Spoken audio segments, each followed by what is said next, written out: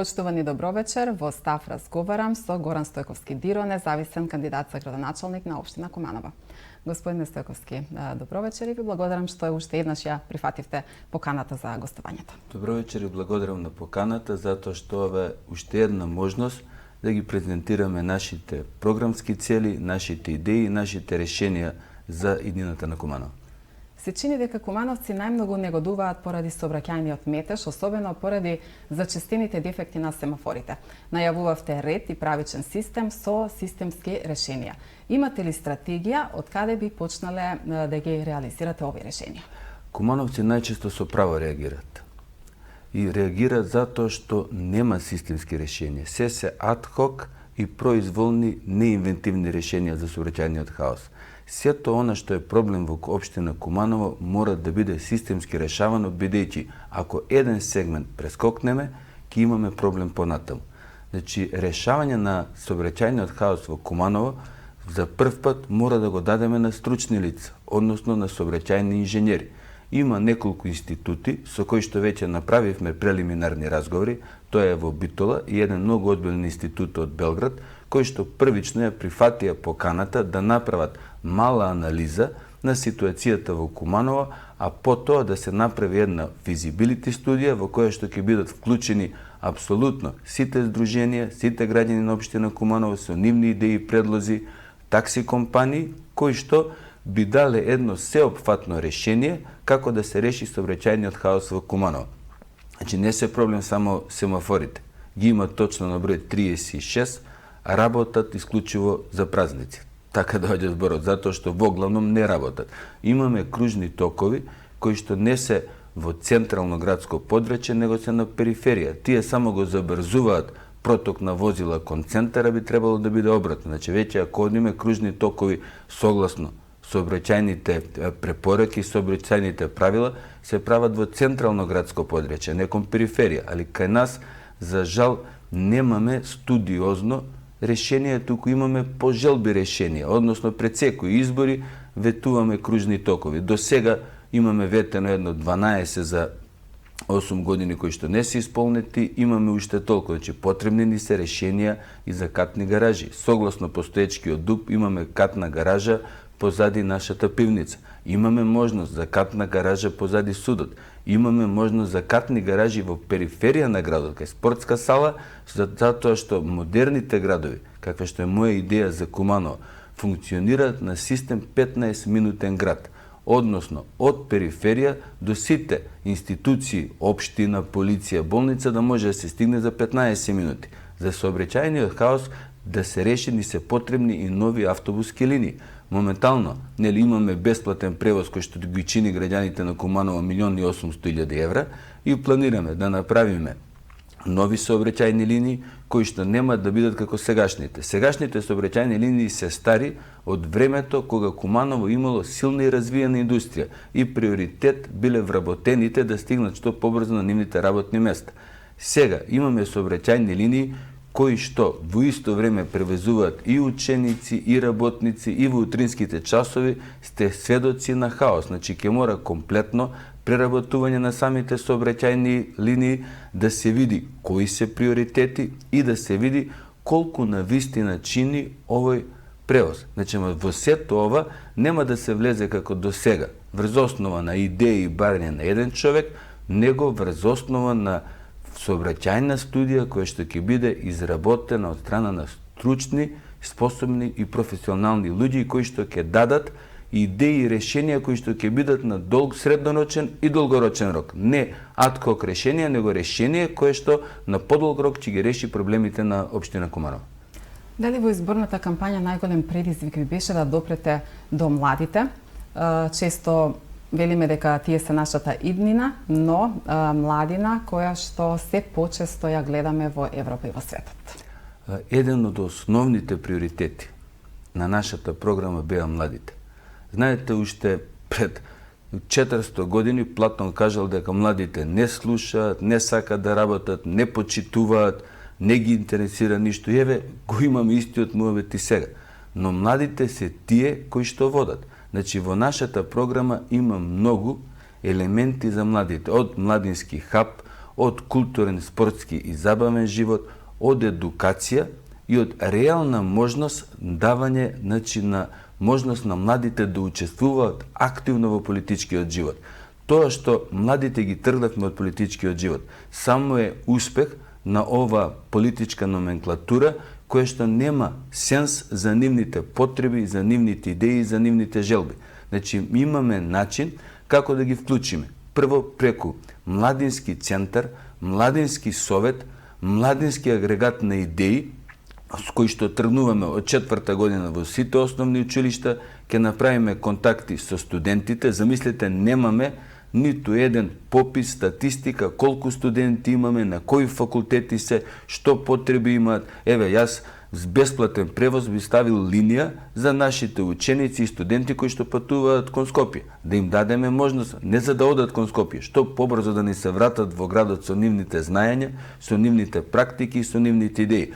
Но мора да тргнеме студиозно. Значи, прво да ги влечеме младите во политичкиот живот, да бидат дел од формирање на идеи и креирање на изгледот на овој град. Значи, прво ќе биде младински совет во кој што ќе членуваат и ќе работат креативни млади луѓе кои што не се политички оптоварени и кои што на вистина својата перспектива на своите другари ја гледаат во град Куманово. Ке имаат председател, ке имаат простори, ке имаат редовни состаноци, на кои што состаноци ке присуствува градоначалникот со неговиот тим. Ке ги слуша и не само што ке ги слуша, заедно со нив ке бара решенија за да направиме да останат во овој град и нивните практики, нивните идеи, нивното знаење да го вложат, да не извезуваме ефтина работна снага, да имаме млади кои што ќе даваат идеја, ќе работат и ќе продаваат знаење на страна, а ќе остануваат овдека во Куманово. Деновиве на пресконференција кажавте дека во централното градско подрачје нема основна инфраструктура за потребите на лицата со попреченост, поради што е загрозена нивната безбедност. Имате ли план и визија како Куманово да стане подостапна, односно поинклузивна општина? Знаете, во текот на ова наша политичка кампања ги посетивме сите организации кои што работат со лицата со попреченост, сите хуманитарни издруженија и за разлика од сите наши политички опоненти, ниту еднаш не се сликавме таму. Не се сликавме затоа што една фотографија не може да ја покаже љубовта, силината на емоциите, потребите, искреноста и на децата со попреченост и на луѓето што работат со нив. Таму дадов едно ветување кое што верувате мора да го исполнам. И тоа ќе ми биде приоритет. Значи не само безбедност, не само рампи спуштени за да можат да бидат функционални и безбедни кога поминуваат низ градот, ние одиме во еден процес на правење на мали згрижувачки домови. Значи не би сакал ова да го зборувам да не биде дека се зборува поради ефтини политички поени, туку нивната емоција, нивната порака, нивната љубов за нас се обврска да направиме нешто на тој план. Ќе ги викнеме сите да ја дадат идејата, да покажат што треба и заедно со нив да работиме. Значи ние, верувате, немаме ни јавно ВЦ со рампи за тие луѓе, а не нешто друго. Значи мора на тој план сериозно да се влезе, ако треба партнерство со хуманитарните организации и значи Министерство за труд и социјала. Во секој случај еден од наши приоритети ќе бидат луѓето со попреченост поради љубовта, поради искреноста, поради топлината што ја видовме на тие места. Така да верувате дека ова група ќе биде еден од нашите приоритети. Очекувањата за поголема излезност во вториот круг од локалните избори ги зголемуваат и очекувањата за успех. Што најмногу би ве изненадило на 3 ноември утрото? На 3 ноември утрото, кога ќе станам и ќе џогирам, како и секој ден од мојот живот, иако некој тврда дека тоа хендикеп, најмногу ќе ми изненади ако граѓаните веќе ја примиле мојата порака и на тротоарите нема да ги има паркираните возила. Јас верувам во граѓаните на Куманово и сум сигурен дека ќе ја сватат ова моја порека и ќе бидам изненаден од оно што ќе го видам на 3 ноември утрото. Граѓаните од секогаш биле загрижени за составот на Советот на општина Куманово. односно за различно насочените односи на мнозинството со градоначалникот. Доколку победите, како ќе го воспоставите тој баланс? Видите, граѓаните на општина Куманово моментално се под еден притисок во однос на политичките партии, естаблишмент политички партии, кои што упорно праќаат една порака дека на Куманово може да му се случи Данела. А јас тоа на сосема друг начин го доживам. Мене не ме поддржува ВМРО ДПМН за да се случи Данела. ВМРО ДПМН го поддржува Максим Димитриевски. И ја мислам дека таа порака е пратена до Максим Димитриевски за да знае тој како и што да прави, односно да се однесува при следното, ако биде градоначалник, при следното управување со општина Куманово. Секоја состав на Советот на општина Куманово е само нова шанса и само нов предизвик. Јас уште кога тргнав во овој политички живот, уште тогаш со пораката Ред за Куманово, со тимот на професионални, докажани луѓе со личен интегритет и дигнитет, кажав дека Советот на општина Куманово ќе биде слика на општина Куманово и така е навистина. Председател на Совет на општина Куманово, стојам на она што го кажам, треба да биде од ВМРО ДПМН, затоа што тие се на власт на централно ниво. И бидејќи сите тврдиме дека го сакаме Куманово, работиме за Куманово, еве шанса сите заедно да покажеме дека го сакаме Куманово. Доста е веќе ваши и наши градоначалници. Зошто некој советник не би прифатил добра идеја, добра програма, без разлика дали од нивниот или од нашиот градоначалник. Јас кажав дека сум градоначалник кој сака да обединува. Апсолутно не ми интересира партиско препукување и партиско докажување. Секој што сака да биде дел од овој нов совет ќе биде добродојден.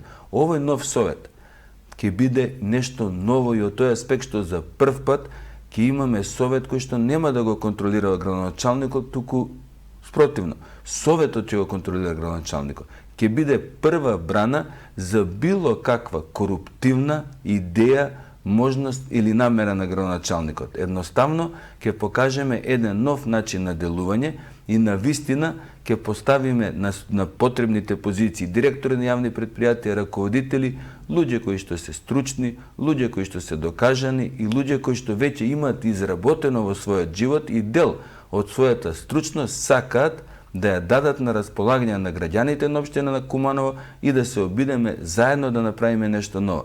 Така да овој разнолик совет е само слика на општина Куманово и верувате нова шанса за општина Куманово, никако хендикеп. И со мојата работа во наредните 4 години ќе ви го докажам тоа. Еве, ја давам и таа можност. Доколку не ми се допаѓа работа на градоначалникот, ќе го воведеме моментот на референдум, кој што постои во Законот за локална самоуправа и еве ќе го направиме и тоа за прв пат во Куманово. После 2 години, ако навистина има недоразбирање, ако навистина не функционираме, јас немам намера Куманово да биде заложник на моја идеја и неразбирање од страна на политичкиот естаблишмент во Советот. Одиме на референдум, па дури не мора да одиме на референдум.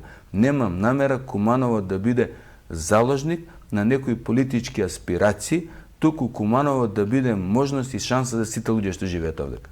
Символично предизборната кампања ја започнавте со пресконференција пред неисправниот градски часовник. Како ја завршувате кампањата? Кампањата ќе ја завршиме со средби со младите, кои што секојдневно се јавуваат, кои што секојдневно ни даваат нова снага и енергија и инсистира да направиме средби со нив на неколку локации во општина Куманово, каде што ќе ни ги кажат нивните идеи, нивните потреби и нивните можности. Верувате, сакат директно, уште од 3 ноември да се вклучат во работа на општина Куманово и јас мора да ги испочитувам и затоа кампањата ќе ја завршиме со средба со младите низ Куманово.